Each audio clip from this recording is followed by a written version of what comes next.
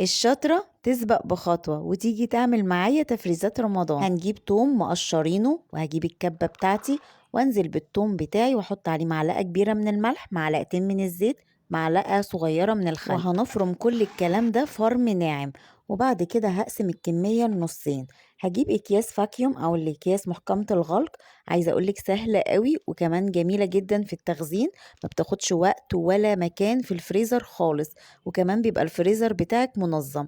هتجيبي بقى نص الكمية واحط كده في الكيس، وهبدأ كده أوزع الكيس بإيدي كده بالشكل ده، وأجيب السكينة وأبدأ أعمل مكعبات علشان لما أكون عايزة أخد على قد الأكلة باخد مكعب وأقفله.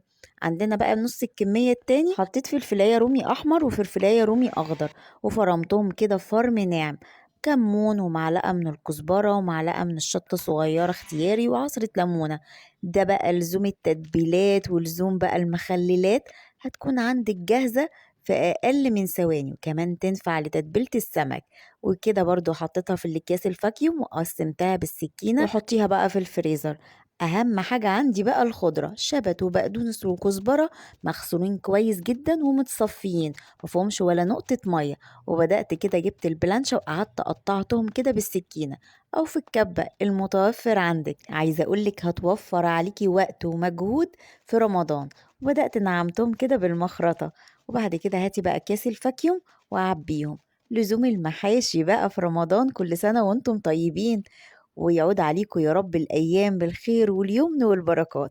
عملنا كيسين من الخضرة، شوفي الجمال والحلاوة. والأساسيات طبعا ما ننساهاش، عندنا بقى بصل، أساس الأكل بتاعنا البصل.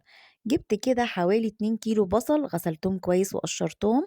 وبعد كده جبت 3 بصلات قطعتهم جوليان. لزوم الشاورما، لزوم الطواجن والسلطات في رمضان، تعملي أي حاجة يكونوا جاهزين عندك، حطيهم في كاس الفاكيوم كده بالشكل ده.